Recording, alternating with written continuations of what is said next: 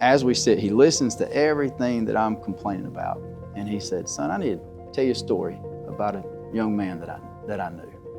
And I said, all right. And this day changed my life.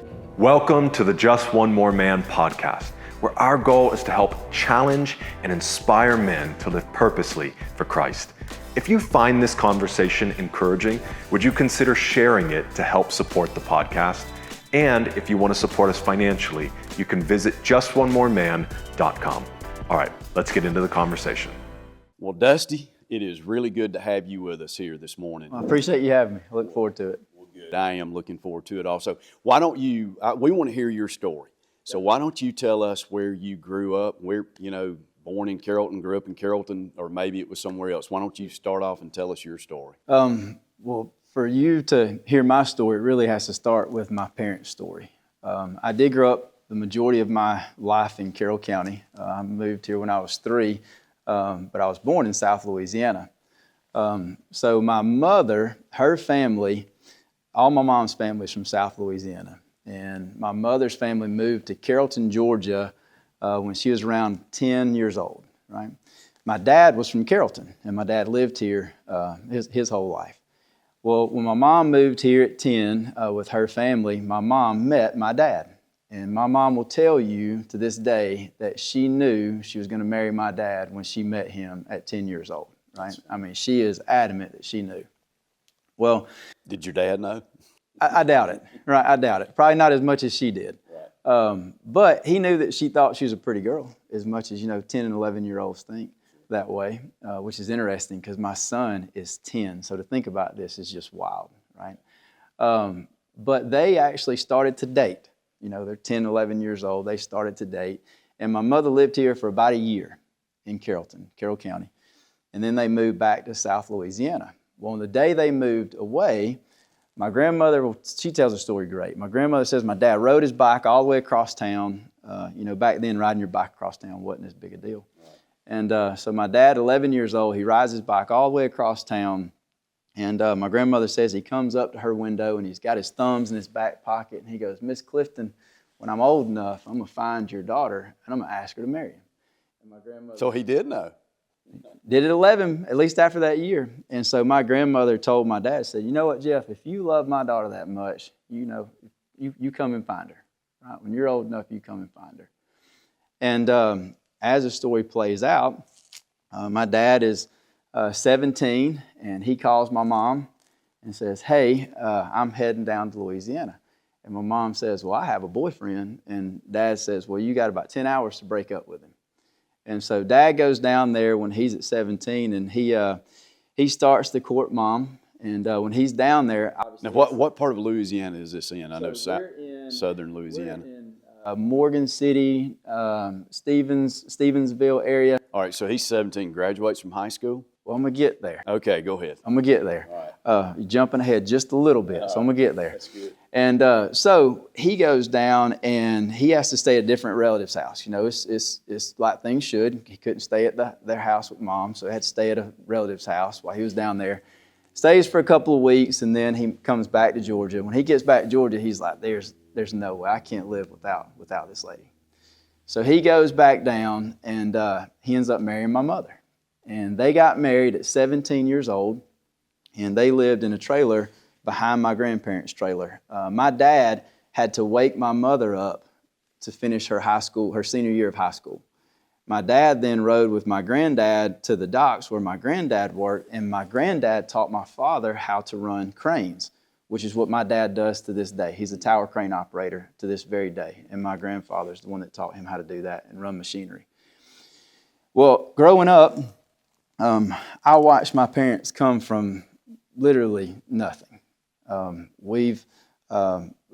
mom tells a story that at one point in time, during when they were married and had me, that they had bought this small trailer for just a few $100s. They moved in, and she said that the rats were so bad that when she watched TV, she would sit with her feet on top of the sofa in a frying pan because she was so nervous.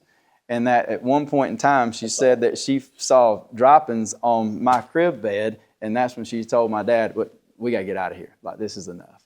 And so I got to watch my parents literally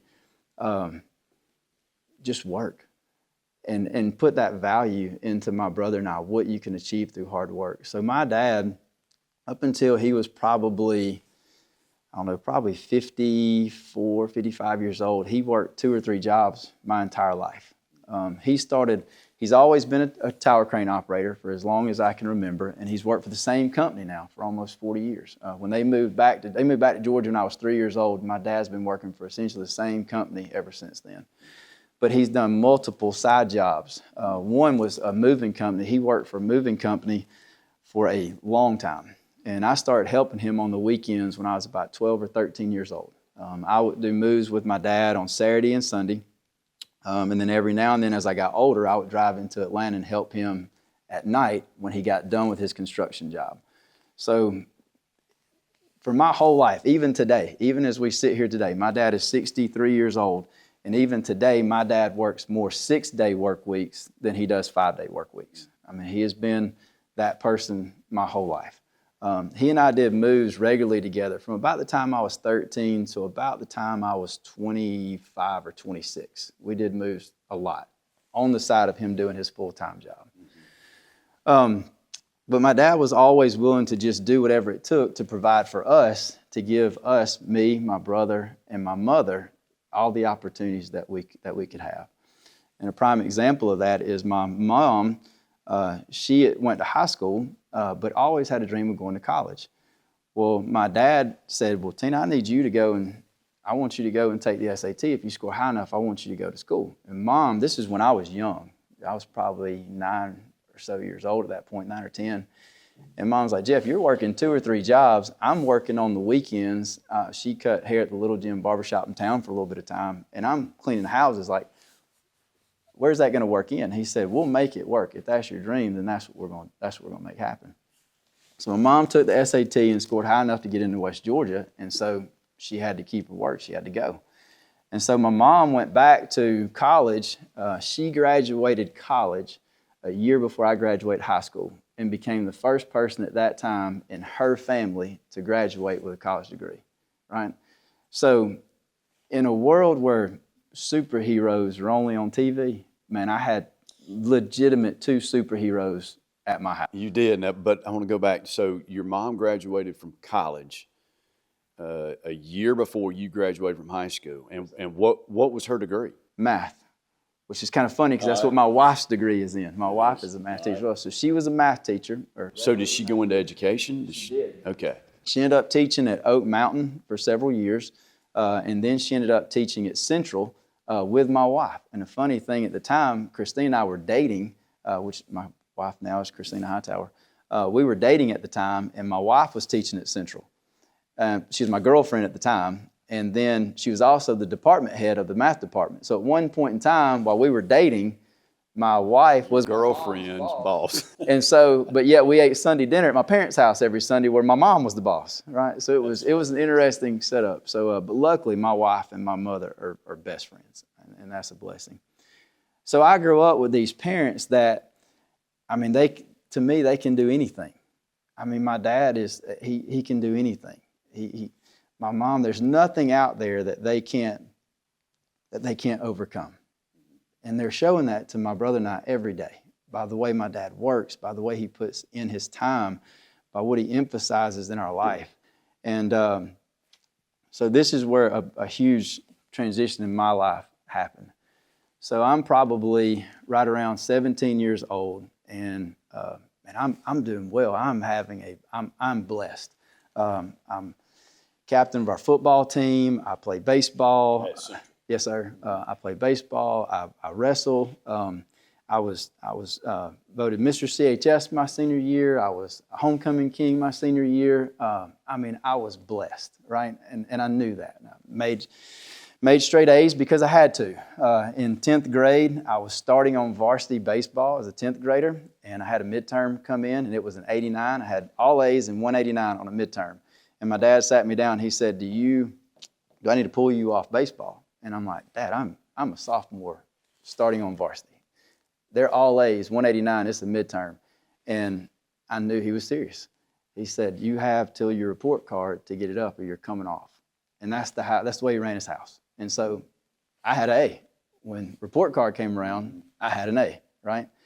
But I was probably 17, and I remember walking down the driveway with my dad, and I start complaining. And I'm complaining. Now I'm complaining to this man who at that point worked probably more 7-day days than he did 5-day work weeks, right? I'm complaining to the man who leaves at 4 in the morning and oftentimes gets back when I'm already in bed, right? That's the person I'm complaining to, who works his full-time job and then goes move furniture 2 or 3 nights a week during the week after his job. But you're the king at Central High School. Yeah. So because I'm doing my stuff that I'm doing the sports, I'm doing the grades, and then I did a work study where I got released and I went and worked because I'm contributing. But then I'm moving furniture with him on the weekends some, and I was just getting frustrated. I was 17 years old. I had 0 free time because it was all ate up, right? And if I wasn't here, I was there. And he and I were moving on Saturdays and Sundays, and I was frustrated. I was 17. I was frustrated. So I'm venting to my dad, right?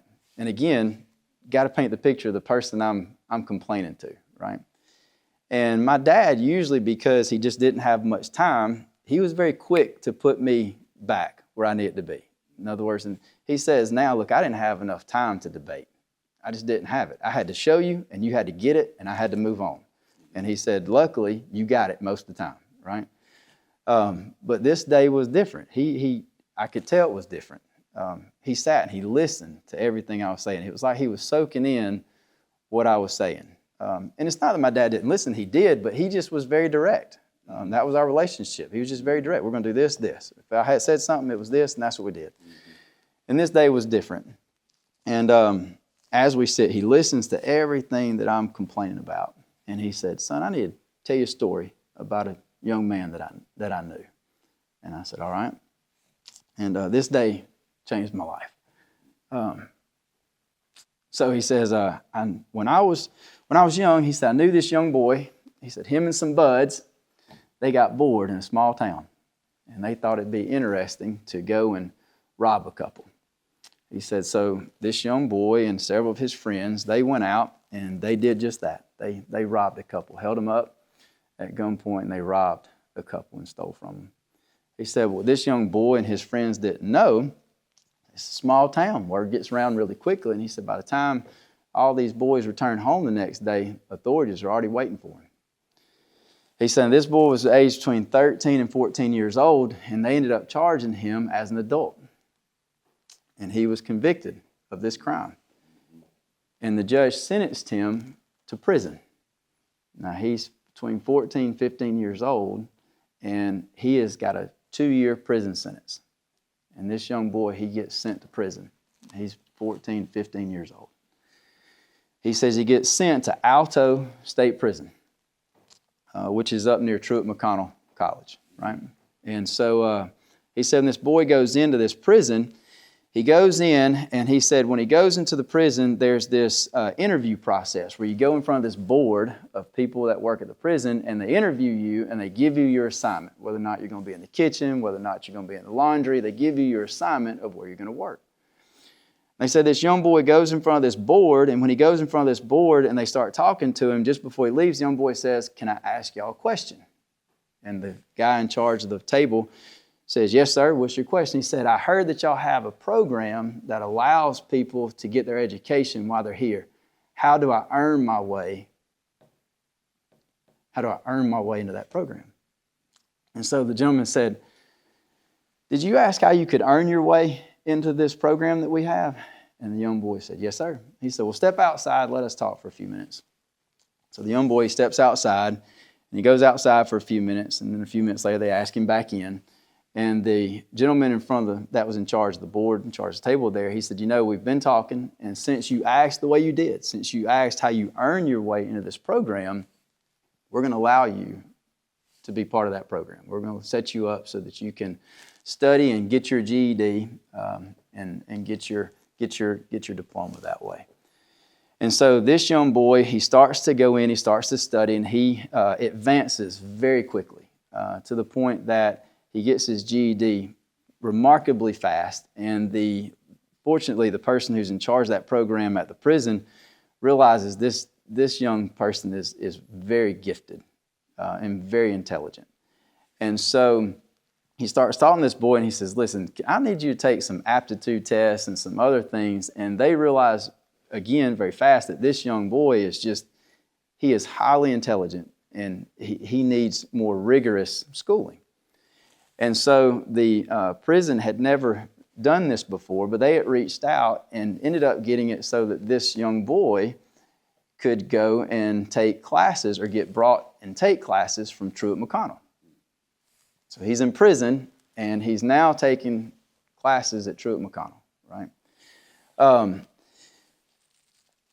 It plays out that he ends up getting his GED, but also going through and is able to achieve his associate's degree from Truett McConnell while he's all in prison and while he's between the ages of 15 and 17 years old. When it came time for him to graduate from Truett McConnell with his associate's degree, the warden gave him a pass with an escort with 2 officers, and they allowed him to go and walk at the graduation with a prison escort. There was an article in the paper not too long afterwards, and the article mentioned nothing about the young boy being in prison. The article was about that he was the youngest person in Truett McConnell's history at that time to achieve an associate's degree. And no one knew that he was in prison while he did it. So my dad's telling me this story, and I go, son, do you know why I'm telling you this story? And my dad, I have no clue. Right? I've never heard this story before. I've never heard anything about this before. And he said, do you know? He said, do you know? Do you know what that young boy did when he got out of prison? And I said, no, Dad, I have no idea. He said he went and found your mom, and he asked her to marry him. And he is, I got good parents. Yeah. But he said, and he's still married to her today. And he said, listen, I know life can be hard. He said, I know life can be tough. He said, but you can do anything in this world that you want to, because you're my son. And he said, I've shown you that you can do anything if you're willing to work for it. He said, that's what I've dedicated my life to doing, is to showing you by example that if you're willing to work, doesn't matter where you come from, you can get there. He said, you can handle anything and everything that life has to throw at you. You just have to have faith that you can get through it. And man, it changed the direction of my life, that conversation. My family held that story from me so that my dad could use it at the proper time in my life. I never heard that story until that day. My brother is 8 years younger than me. My dad held the story for him until he was ready to hear it. And for a long time, my dad was ashamed of that story. He wouldn't let us share it. He wouldn't let us talk about it. And there came a time when I was very young in my legal career, and the opportunity came for me to, I was going to be able to run for the state house. I'm going to take a curve for you just for a minute, right, on the life story. But when I decided to run for public office, my dad came to me, and because again, my parents were not politically connected. They weren't in that area of life. When I first decided to run for public office, I had never run for an office before in my life. I was just running blind under the knowledge that I had grown up saying, I can do this if I'm willing to work for it. And so I put my name in the hat when I ran for state house. I was 29 years old, youngest person out of, I think, 6 in the race. And my dad came to me and he said, man, I'm a little nervous. And I said, well, Dad, what are you nervous about? He said, what if somebody asks you about me?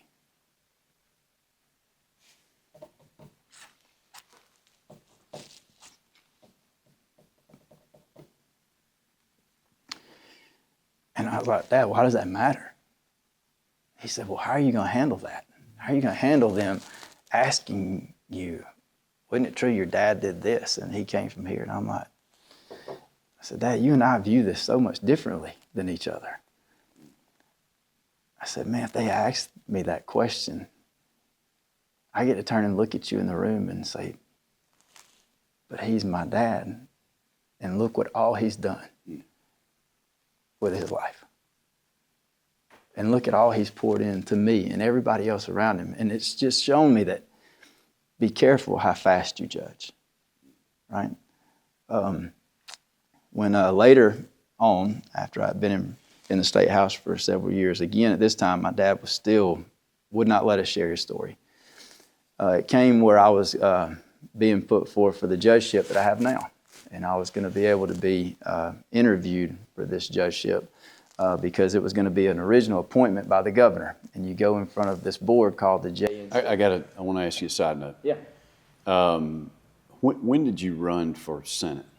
Well, I didn't ran for the House. Ran for State House. I'm sorry. So that would have been in 2010, and when I ran. Did you cover, was Bremen part of your district? So I had Carroll and Douglas. Okay. So mine was just under Bremen. Now that district has changed now. Tyler Paul now has the area that very similar to the area that I had, which does cover Bremen and Carroll. Yeah, sorry for the interruption. No, that's fine. But I covered most of Carroll and parts of Douglas County when I was in the House.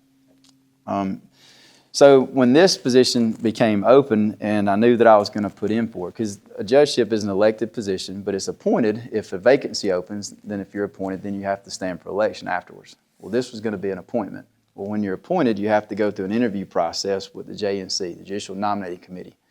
And it's a group of people who you sit and interview in front of, and then they take this big list of applicants and they narrow it down and send a short list to the governor, right? Well, I knew that I was going to have to interview in front of the JNC, and it is some of the most prominent judges and attorneys in our state that are on the JNC. They have Supreme Court justices on there. They have Court of Appeal judges on there. They have Superior Court judges on there. They have some of the most prominent attorney names that you know in the state that are on the JNC. These guys and gals are sharp. And I remember going to my dad and I said, listen, you have to let me share your story. And he's like, Dusty, I'm not sure. Now, at this point, I'm 34 years old, and he still never shared this story publicly. And I'm having to talk him into allowing me to share this, because it was his story to share, not mine. Yeah, and does your brother know the story at this point? He did then. He was old enough, because we're 8 years apart, so he knew the story for quite some time. And but I told my dad, I said, Dad, I'm going to interview for this job, and I need them to know what helps, what makes me me. I need to know what was put into me. I said, everybody there is qualified. The only thing that's going to differentiate me from anyone else is that they know my heart, and to know that they have to know what's in me. They have to know where I come from. They have to know what was poured into me. And I said, part of that is our story, the story of you and Mom, the story of what y'all have done and how you handled your past and how you put that into my brother and I. And he said, I've held this long enough. He said, you tell the story as you see fit. Now, he said, now look, this isn't no barroom tell you guys type story. He said, I'm going to trust you to use and tell the story when it's appropriate. And so that was his first time letting me tell this story publicly, was when I interviewed at the JNC. Since then, man, my dad in his own faith has grown immensely. He is now a deacon at my church. He and my brother are both deacons. I am as well. So all three of us are on the deacon board together. My dad and my brother teamed up as deacons on our deacon board at church. And now Dad shares his own story from time to time. Now I will say he's very seldom, because he does not like to do it. Usually he's like, well, Dusty, you just tell it, right? But it's awesome to hear him share his story. But so my life story really is encompassed in a lot of that story. because from that story is really what propelled my brother and I to we always tell each other we have no excuse to be lazy. I mean, I'm going to stay at home and be lazy when these are my parents. That's just not going to happen, right? I'm going to do the best. Yeah, they wouldn't let it happen. It's not, absolutely, and I'm just not going to let it happen. And So let me go back real quick. So that happened when when you were 17. Yeah, And so you're a senior in high school. Probably either a junior. I'm either a junior or senior at that point. So, but I'm assuming the rest of the day went pretty well after that story. Man, to be honest, I can't even remember the rest of the day. I'm kidding. It's a blur. So what happened after that? Did you go to West Georgia? I did. Like your mom? So I went to West Georgia, and the reason I went to West Georgia is because I was moving furniture with my dad. I couldn't leave. He and I would still move furniture. You had a job. We'd move furniture on the weekends, and so me going off to college it wasn't an option. It just really wasn't an option. So West Georgia. So what'd you get a degree in? So I got a degree in business management. I got a business degree. And so did you go to law school? I did, had to be an attorney before you can be a judge. I had to be an attorney for at least 7 years before you're eligible to be a Superior Court judge. Yeah. So what made you interested in law? Your dad's? A lot of his story drove me to the passion that I have for the law. But then it grew in college. I had a professor, Dr. Zachary, and she taught business law. And her class was rather difficult. And I learned early on that if I sat in the front of the class, this was in high school too, if I sat in the front of the class, I made good grades. And I didn't always have to take a lot of notes if I just paid attention. So in college, I did the same thing. I sat in the front of the class. I can probably count on 2 hands how many classes I missed in college. Now, the typical college student, they miss all the time. Classes, except when you get into some of your major courses where you really have to go, class is optional for a lot of students, right? That's the truth. Especially now you can do them online. So I was just always there. And I always took early classes. So I was up early. I would take the 8 a.m. class. One, they were always open. They were always available. But I would take, my day would be done at noon. I'd have the first 3 classes. My day would be done at noon. Then I could either go work or have something else to do. But I went and sat in the front row. That was where I sat in almost every class. Well, I sat in the front row in Dr. Zachary's class. And I remember after, I think it was her first or second test, she called me into her office. She goes, Mr. Hightower, are you cheating on my test? And she said it in being facetious, because I'm at the front. It's an essay type test, so there's no way I'm cheating, right? And I said, Dr. Zach, I sit in the front, right in front of you. And she kind of laughs and she says, listen, have you ever thought about the law? She said, you seem to have an aptitude for it. You're doing very well, and you don't even take a lot of notes. And I said, well, I don't have to take notes because it's so interesting, like it's sticking with me. And she goes, oh, that's kind of what I mean. You seem to have an aptitude for this. Because that was not the case in my accounting class. My accounting class, I had 2 tutors because I was not grasping accounting, and I had to. And your mom was a math major. Gosh, yeah. Well, accounting was killing me, and over here in this other class, everybody said it was hard. I was doing pretty well in it. And accounting was brutal, hardest class I ever took. Yeah, how'd you do in stats? Oh my God, I did not have to do stats. I did not have to go into stats. Oh my gosh, but this is my wife's favorite class. Oh my gosh. So anyway, so Dr. Zachary, we had that conversation, and she just kind of fed into that love of the law. And it took a year for me to really find that that's what I wanted to do after I graduated college. After I graduated college, I took a typical business job. And I was in a cubicle from early in the morning till late at night. Yes, I worked at Wells Fargo, and I was selling refinances. Okay. And Wells Fargo was great to me. When you told me I could dictate how much I made by selling, man, I did really well. And then I think within the first 3 months, I was leading the Southeast in sales for our little office. I had some of these big wigs come, and they'd take Christina out to dinner in Atlanta and all this fun stuff. And again, Christina and I were still dating at the time. And they were making it real attractive. And I was about 6 months in there, and I realized this is not where my passion is. I do not enjoy this. Even though I'm good at it, man, I do not like this.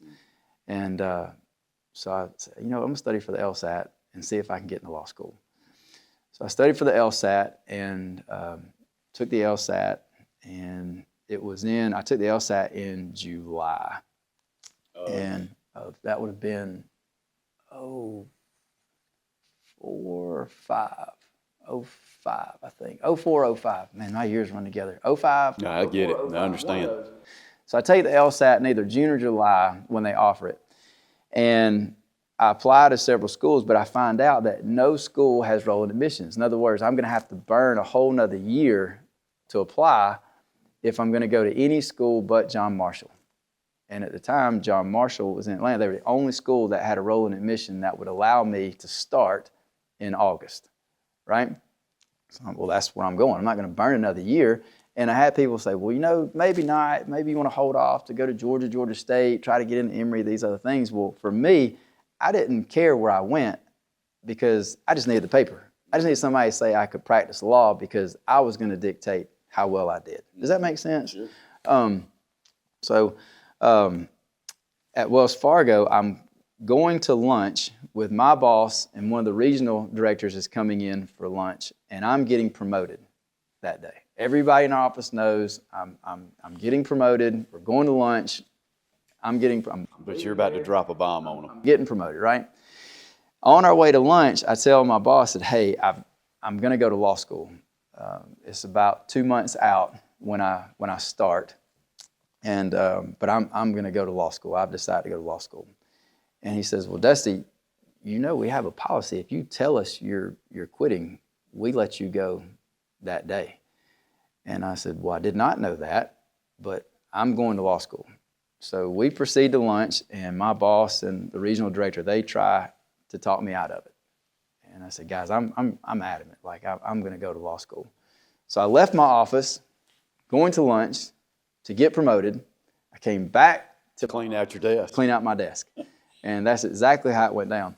The craziest part about that is in the interim, probably a month and a half prior, I had broke my thumb, and I had to have surgery on my thumb. I had to have 2 pins put in my thumb. Well, when they let me go, I lost insurance. Well, I still had these 2 pins in my thumb. And this is where Dr. Watts in Carrollton was an awesome human being. I remember going to his office, and I said, Dr. Watts, I remember this bill when I got these pins put in my thumb. I wish I had my brother back then, because he's now an orthopedic surgeon who specializes in hands, but this was way before then.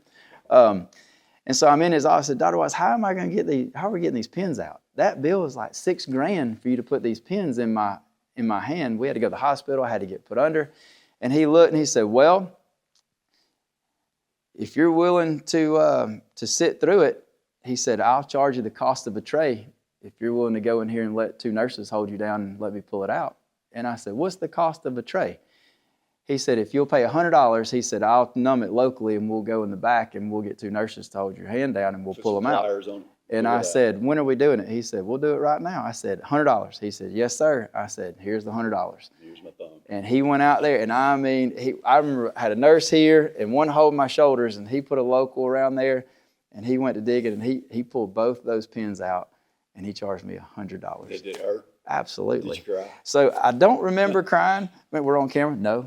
But I don't remember. But I do remember, like... I'm crying thinking about it. I remember going like this and turning white, and he stopped, and he looked at me. He goes, you okay? And I remember saying, Dr. Watts, you said this was going to hurt. Hey, as dark complected as you are, I said, white would be something. I said, you said it's going to hurt. And I remember, you know how you move away from pain, but you don't move that? So I'm like this in the chair. And I said, listen, you told me it was going to hurt. If I pass out, just get them out. Like, no, I'm not going to move my hand, but don't worry. If you just get this out, right? Yeah. And so we ended up getting both those pins out. And so I always, from that point in time, every time I saw him, I thanked him for many years after that, because he did not have to do that. Yeah. And yeah, $100 to get pins out of my hand. So that's interesting. So you go to law school. You lose your job. Lose my job. Lose your health insurance. Did you? I guess you went back to working with your dad for a time to law school. Well, I just moved furniture, and I moved furniture a lot through law school. That's why I didn't really stop moving furniture with Dad until about 25 years old when I graduated law school. Okay, so you go to law school in Atlanta. Did you live in Carrollton? You moved over? Lived in Atlanta with two of my college buds. One is Andrew Lovern, who's Yeah, I know Andrew. I know Andrew. He was my roommate in college. The other was Michael Holmes. He was our other roommate. So three of us lived together all through law school. Andrew went to Georgia State. Michael Holmes and I went to John Marshall. And we graduated the same year, went through law school all together and lived together all 3 years. And when I came out of law school, I went to work for a guy named Mike Miller. Mike Miller was a Douglasville attorney. At the time, he was, I think, on the Douglas County School Board whenever I joined with him. And it was Michael J. Miller, PC, was the name of his practice. And I just got out of law school, and I got my bar results back. It's like October. I think I got my bar results back on Halloween. So I get them on like October 31st. And in about a month later, Mike and I go duck hunting. He and I realized we had a huge interest in hunting together, and we were just avid duck hunters. And so he had been in practice for about 10 years. He was older than me. He had a practice for about 10 years, and he brought me on as an associate to his practice. His main office was in Douglasville. And we go hunting on this duck trip. Now, I've had my bar results for a month. I've been an associate for him for a month and a half maybe. And on the way back from that duck trip, and Mike knew some of my story. He knew the person that I was, and I think that's where a lot of his faith to make the offer that he made, that I'm about to tell you, gave him the faith to kind of do that. And I'll always be in debt to him. So we're on our way back from this hunt, and again, I've only had my bar results for about a month and a half, and he said, Dusty, do you want to grow this practice? And I said, absolutely. He said, well, will you commit to growing this practice? I said, absolutely. I said, Mike, you've given me an opportunity, man. I'm going to be loyal. We're going to make this work. He said, well, I don't want to spend the next 3 years building Michael J. Miller PC just to change it to Miller and Hightower. He said, would you be okay if we change the name now to Miller and Hightower? He said, now look, you're not going to be an equity partner. I need to make money off of you. And I said, I can agree with that, right? So I'm a month and a half out to get my bar results, and I'm now named partner at Miller and Hightower. And not an equity partner. I had a salary with some bonus structure that Mike was very kind and fair with. But your name's on the door. But my name was on the door, which was awesome. He was building himself, but he was also investing in me and building me up at the same time. And Mike and I had a very successful practice. I practiced with Mike with Miller and Hightower for the next almost 8 years. And while I was with Mike is when I ran for the state house. And just to tell you the type of guy Mike was, he passed away, unfortunately. He passed away very early. He passed away. He was only 45 when he passed, so it was been several years ago. He, when it came time for me to had the opportunity to run for House, there was no hesitation. Now, to be in the House, I have to be away from the office for like 3 months out of the year. And he said, listen, as long as you can keep your side of the practice up, he said, I'll support you. How many people do that, right? At that point in time, I'd only been in practice for 3 years, right? Because I was in the House for 5. He and I had our practice for 8. So I'm in practice for 3 years, and I come to him and say, hey, can I leave the office for 3 months? I feel like I'm called to run for the state house. And he's like, absolutely. How do I help you? That's how he approached it. He said, as long as you can keep up your side, he says, which I think you'll be able to do once you figure out how to manage your time. He said, absolutely. And so for the next 5 years, I got elected, and then the next 5 years I served in the House. And Mike never balked, never hesitated, and constantly had my support. And it was after 3 years that I became equity partners with him. Now, it was set up that he was the larger equity partner, as rightly so. He had much more invested in more time. But we did really well until it came time for me to put in for this judgeship. And then when that happened, true to Mike's form, I came to him. I said, man, I think I'm going to put in for this judgeship. What do you think? And he said, is that what you want to do? I said, man, Mike, I think it is. He said, well, then how do we make it happen? I've spent 8 years building this practice, and I just told my partner, hey, I think I'm going to step away. Never saw him get mad at me. Never saw him try to hold it back. Never tried to talk me out of it. His first words were, well, how do we make it happen? He was a great guy to me, and I miss him dearly. So. Let me ask you this. Tell us about, you mentioned a minute ago about being a deacon at your church. When you and your brother were growing up, was church a big part of y'all's life? Early on, it was mom, because dad worked. I mean, he was always gone. And so my mom was the one who really poured into us, brought us to church, made sure we were at church, made sure that we knew the Bible, and made sure that we really knew just that we had a good foundation. I was baptized probably around 10 years old or so, 10 or 11 was when I was baptized, when I asked the Lord to come into my heart. But I think, like a lot of young men, though, my faith grew as I grew. Mm-hmm. I remember when it really hit me, look, man, I have a role to play as a guy. And that hit me when my wife and I, Christina, we had been married, but we hadn't been married very long. And church had not become a priority to us quite yet. I was in my faith, and I knew I was a believer, and I knew my Bible, but we had not really gotten into, this everyday routine of, hey, this has to be the center, right? We had not gotten quite there yet as a married couple. And we're sitting down watching there was a series that came on. I can't remember the station that was on, but it was the Bible. It was a series called The Bible that came on. And I remember sitting down and we're watching it, and they're very basic stories. And Christina started having these questions. Let me interject real quick. Even though the Lord and Bible study and all that wasn't central to y'all, were y'all going to church though at this point? We were, but it wasn't a focus. Yeah. Wasn't important. It was important because my faith was always important to me. It just wasn't where it needed to be. Mm-hmm. Our lives really had not gotten centered yet where our lives needed to be centered. Mm-hmm. And while we're watching this series, Christina starts asking me some very basic questions about some, in my mind, very basic Bible stories. We're talking about Daniel in the lion's den. We're talking about David and Goliath, and she's got some questions of, well, who is that and who is this? And I remember after like the second series, I started going, oh, hold on. She's asking some very basic questions. And so I sat down with her and I said, babe, where are you in your Bible? Where are you at? And she said, well, I went to this or I went to that, but when I started asking her questions, she had a very little knowledge of her Bible. I knew that she was a good person, right?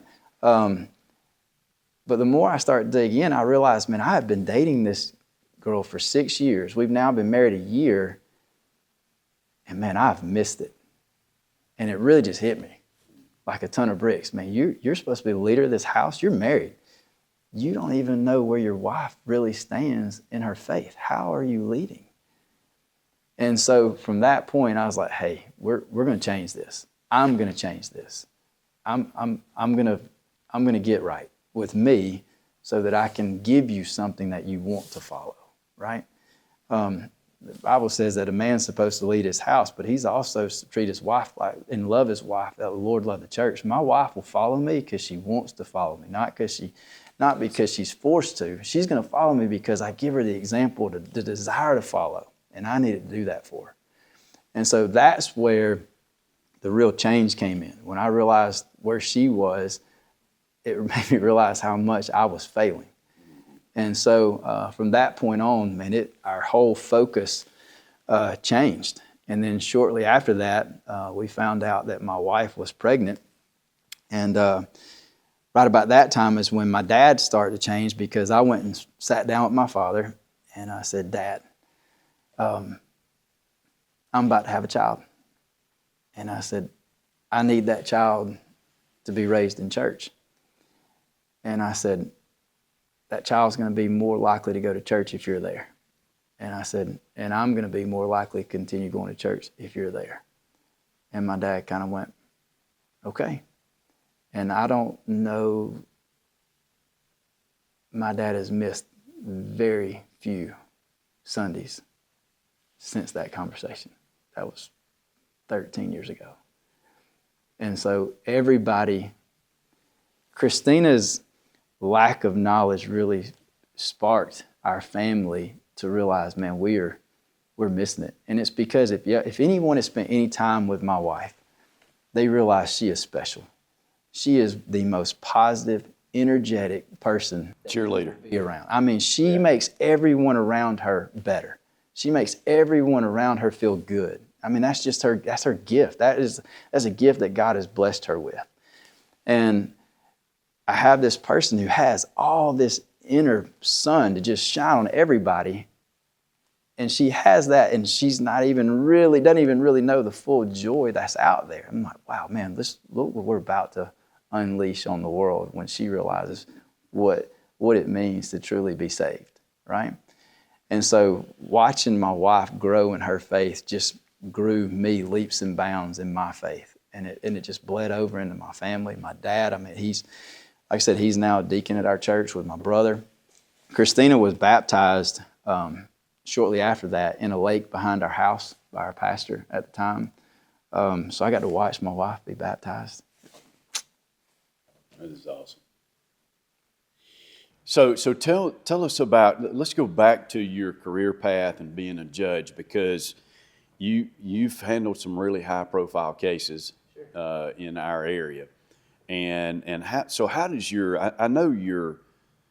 I would assume that your life experiences feed into a lot of your decisions. Your legal experience and knowledge feeds into a lot of decisions. But how does your faith feed into your position as a judge? I will say the Lord has blessed me beyond measure.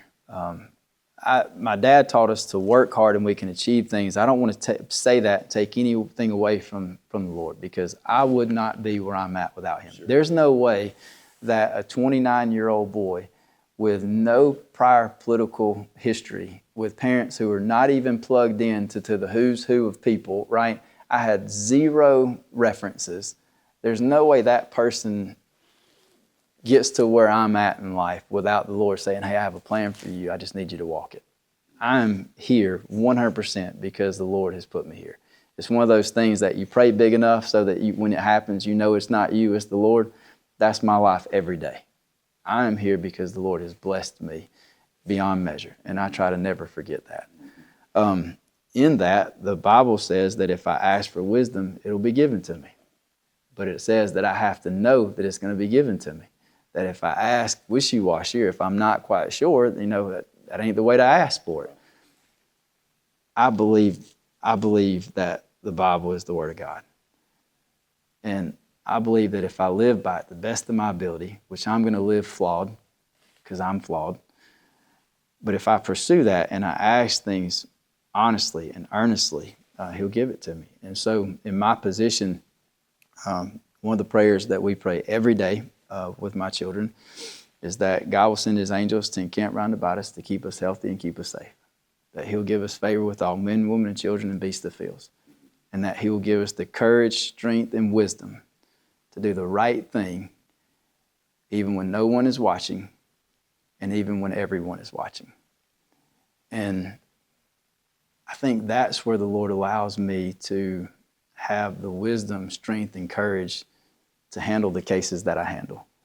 Because for me to be a good judge, I can't agree with every ruling that I make. And here's what I mean by that. If I agree with every ruling that I ever make, then I'm ruling off my emotion and not the law. Does that make sense? If you agree with every ruling you make, in other words, you've got the letter of the law to follow, and you may not like it, but you got to stick with it. That's it. If you have a judge that's just going to make rulings off emotion, man, that's a fickle judge to be in front of, and that's a dangerous place to be. The judge says, I just don't feel like this is fair to this person, so I'm on. There's avenues for me to do that, right? There's avenues for me to adjust, and I have judicial discretion. But overall, you need a judge who's going to follow the law and do the right thing by the law. Now, the law can be interpreted many ways. right? Because, I mean, you have the U.S. Supreme Court, supposed to be the smartest attorneys and judges in the United States, right? The U.S. Supreme Court. They don't all have the same opinion, right? There's dissents. Those can be split, right? They don't always agree. And so there's different ways to read the law and interpret the law. And that's where our life past beliefs and experiences help us in interpreting that law and applying the law. But my goal is to interpret the law to the best of my ability and apply it to the best of my ability.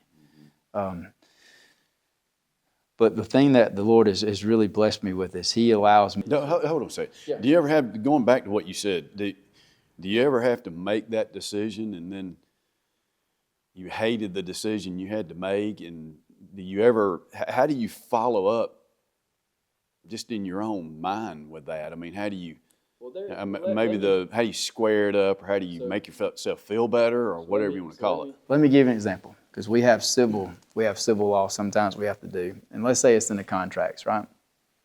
The black letter of the law may say this person wins and this person loses. But in my emotional side, I'm like, God, this really stinks. I wish I could help this person out. But that would not be proper if the law says this person should win based on the contract they agreed to. It would be very difficult for people to have certainty if their judge always just said, well, I'm just going to give him this amount or her this amount because I feel bad for him. You can't do it in that type of situation. Does that make it clear? Mm-hmm. You need someone who, even in the hard situations, is going to stick with the law. Or even when you have public opinion. When you have public opinion that says, oh, this person should get out, or this person shouldn't get out, or this person should be sentenced to this, or this person should be sentenced to that, I have to truly do what I think is right and not worry myself with what the public. So the court of public opinion sometimes goes against the court of legal decision. Absolutely, all the time. And do you ever catch flack in public for them? I will say for our area, I've been, again, very blessed. Most people don't do that. Yeah. They do online. Yeah. Or so I'm told. I don't really. You don't go online, you could care less. So, but not really in public. I've never had that. So hopefully it stays that way. One real quick thing before we close this out, when you were talking about the law, I couldn't help but think about Galatians, the book of Galatians, where Paul is talking about the law, because the Judaizers have come in and they have said, hey, you got to follow the law, circumcision and all that kind of stuff. And really, from a biblical standpoint, the law is there for a couple of reasons. It's to give us guardrails so that we don't go into chaos as a society. It's to help settle civil affairs, like you're talking about. And my knowledge of the law is about this small. So if I say something, you go, no, let me correct you. No, you're good. You're good. But the other thing that Paul says about the law is it is to lead us to Christ. It is to show us that we are guilty and that we're going to stand before the ultimate lawgiver and ultimate judge at some point, and that Christ stepped in and satisfied the punishment of the law on our behalf. And you get to live that out, almost, not that you're God sitting on the throne. I don't mean to come across that way. I know what you mean. Yeah, but you're sitting in a position where you get to see that played out on if not a daily basis, a regular basis. One of the things that I try to never forget is that everybody in front of me deserves compassion. Mm-hmm. Compassion and mercy are two different things, is what I tell people. I can't show everybody mercy under the law. Right? If you're convicted of child molestation or murder, you gotta pay the penalty. Chances are there's going to be very little mercy that can be given. Right? The law dictates that. Right? But even though you're in front of me on those charges, that doesn't mean I can't treat you with compassion while you're in front of me. And I think that's what the Lord would do. I think he would teach or hold or handle everybody with compassion, but say, look, there's still consequences for your decisions. So no matter what someone's facing in my courtroom, I treat them with respect. I treat them with compassion. I treat them like a human being. But but that doesn't mean I'm going to be lenient if it doesn't deserve it. Yeah. Which makes it tough. Yeah, that's awesome. It's, you're talking about those crimes that you have to make a judgment on, that you have to make a decision on. At the heart of it all is every single person, men, women, children, your mom and dad, who are great folks, my mom and dad. At the end of the day, our children, there's this God-shaped hole inside of us that can only be filled with Christ, that inner man. And even in those worst of crimes, I was thinking about, I don't know that you have this. I would assume that you do, but you may not. There seems to be in each one of us, stuff that we've done in our past. Maybe we didn't stand before a judge and go, hey, you made a bad decision holding up somebody and now you're going to go to jail for it. And maybe it's something that if we would have gotten caught, there'd have been serious consequences for it. We just didn't get caught. And so I think there is yeah, that's right. But even if we didn't do it, those things that we've thought, there's all kind of stuff. Absolutely. And the biggest issue, it seems like to me, is that people can't forgive themselves. You see people battling this all the time. And I was thinking about this yesterday, that if God can forgive the worst of sinners on death row that give their life to Christ, even though it's a jailhouse salvation, it's a hospital room salvation, doesn't matter. If God can forgive the worst of sin, then surely He can forgive whatever it is that you're harboring. And just to hear your story and to hear your dad's story and your whole family story too. And I was, as I was saying earlier before the camera started rolling, I've been able to watch you from not from a distance, but just not us being close associates and friends, and the testimony that you and Christina have just in the community. I know are you still leading a Bible study? You were at some point? Yeah. We led one here in this barn for a couple of years called Man Up. And I did that with several local guys, Andy Dale, Jim Dudley, and a group, Jay Webb, and several guys. We did that here, and man, I loved it. We very much enjoyed it. And now with Casey Pollard, we do a small one with my son and 10 of his friends. We call it Man Up Junior.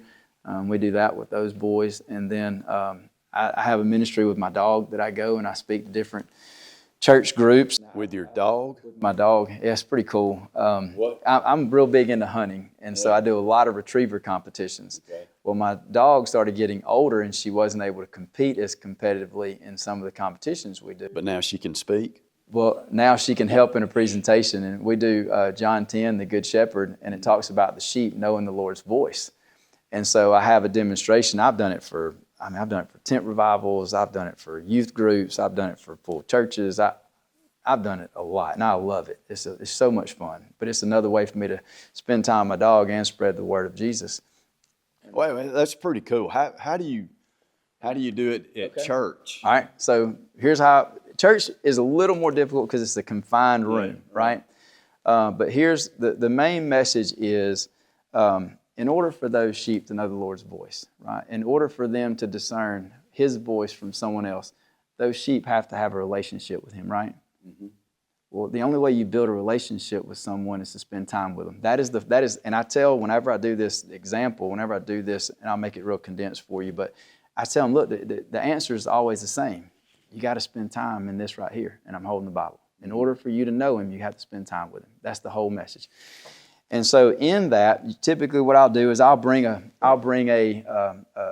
couple up. I'll bring a husband and wife up if we're in a mixed group, or I'll bring two friends that are sitting side by side with each other, and I'll put one friend over here, and I'll get 10 people over here. This friend will be facing this way, not being able to see the group of people over here.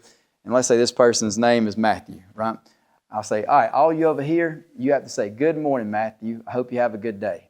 And I'll tell this friend, I say, look, when your friend says, good morning, Matthew, have a good day, I want you to raise your hand, right? And they'll go through the line, and when that person says it, they'll shoot their hand up. They're not even full through with the sentence, and they'll put their hand up. It's worked 100% of the time. I said, well, how did you know your friend's voice? I said, well, I spend a lot of time with him. How did you know your Did you husband's come up with voice? this yourself? Or did you steal it? Well, a lot of this I did, and some That's of because it that's I cool. took for some others, All right, that's really cool. I saw some of this, and then some of it I took, right? So I've modified a lot of this throughout the years, because I've done this now for about 2.5 years. I've probably done this over 40 times. Right. And so it's grown and adapted throughout the time that I've done it. So whenever, either it's husband or wife, back and forth, well, anyway, when they raise their hand, how did you know? No, I understood. I knew their voice. Well, how did you know their voice? How did you know their voice? Well, I spend a lot of time with them. Why'd you spend time with them? Well, I mean, because I like them, or I love them, or, they're the most important person to me. And I'm like, so in order to know that person's voice, you had to spend time with them, and I hold the Bible up. Right? And again, I tell them, y'all, the message is going to be the same the whole time I'm up here. It doesn't change, right? So then after I do that, I bring Jeep up, which is my dog, right? And I'll sit her beside me. And this is where people really enjoy it, right? I'll sit her beside me, and she sits, and I'll go, okay. And I'll have, another 9 or 10 people out in front of me. They're probably anywhere from, 10 to 15 feet in front of me. They're not far. Just maybe the length of this table that we're at, right there in front of me. So me and Jeep are here, they're there, and I'll say, look, steal my dog from me. I said, but here's the deal. The devil, we all have to admit there's a devil, and I asked them that. I said, if you believe there's a God and you believe in Jesus, you have to believe there's a devil. You can't believe in one and not the other. I said, so we understand, can we all have an understanding that there's a battle for your soul and that the devil's real, right? And then everybody says yes. And it's weird because everybody's kind of reluctant to admit that when you first ask. They're like, is this a trick question? I'm like, no, it's real, right? So when we have that ground level agreement, I said, well, look, the devil cheats. He's going to call you by name. I said, call my dog by name. Make my dog move. Steal my dog from me. And she's sitting beside me. And I say, do whatever you can. Get on the ground, call her, chant for her, whistle for her. I said, now she is the dog, so be fair. Don't come any closer, but we're about 10 feet away. I said, but make her move. And I'll say, sit. And they'll go to calling, and she don't move, right? But when they start to call her, boy, she'll start to just shake. And I'll say, all right, hold up. I said, do y'all see what happened? And they're like, what? And I said, what's she doing? And somebody always picks up on it, like every time. She's shaking. And I'm like, why is she shaking? And typically they'll get there without me helping. But if I'm with some younger kids, I'll say, it starts with a T. How about Tim-tay? And then they go, temptation. I'm like, exactly. I said, look, she's a dog. She wants to go to you. She wants to be petted. And I said, that's us. I said, we are tempted. We are flawed. We are tempted. The devil's going to tempt us. I said, the only reason she's overcoming her temptation is because her relationship with me is strong enough that she knows she can overcome that temptation and stay. But that doesn't mean the temptation is not there. It's in us to sin. The reason we don't sin when we make the good choice not to sin is because we're strong enough in our faith to make the right choice. We are tempted every day. Are you going to go with that temptation or are you not? A lot of that has to deal with how strong you are in your faith to make the right call. So she sits there, and I'm like, well, look, guys, this is Sunday morning. I'm right beside her. I'm hoping all y'all can make the best decision in your life on Sunday morning. I said, but what about if I move over here and I go and I stand with them? I said, now this is like, I don't know, this is like maybe Tuesday, Wednesday, Thursday. We're not so in church anymore. How about then? It gets a little bit harder because we feel as though we're moving further away from the Lord. And I said, but does the Lord ever leave you? I said, no, but we feel as though he does, but he's always with you. And I said, so now steal my dog. And they'll go to calling her. And I'll say, sit. She'll stay. And I'll let her call for a minute. And I say, all right, hold on. Good try. I said, but how about if I move behind y'all? And now the distractions of the world appear as though they're in between my relationship with the Lord. I said, this is maybe like Friday night or Saturday night. You're out with all your buds. You're out with your friends. Temptations all over the place. Now you feel as though you're the most distant from the Lord in your relationship. You got all these things. You got the world in front of you. I said, surely now y'all can steal my dog. Y'all are in between us, right? You can take her now. Now steal my dog. And they'll go to call her, and she won't move. And then I'll step over just to the side, and I'll hold my hands down like this, and I'll say, Jeep, here. and she'll run straight through them and come sit beside me. And I'll say, guys, how did she know my voice over y'all's? How could she discern good from bad when she needed to make a choice? And they're like, because she knows you. I said, how does she know me? Well, you train with her. You spend time with her. I said, I spend time with her. I said, look, the sheep in John 10 knew the Lord's voice because they had to spend time with him. In order for you to have a relationship with someone that you love, you have to spend time with them. You got to spend time in this Bible. I said, my dog knows my voice because I spend time with her. I pour into her. He's right here. You got to spend time with him. It's pretty cool. That's awesome. Yeah. Thank you so much. Absolutely. Man, that is really cool. Well, thanks for having me.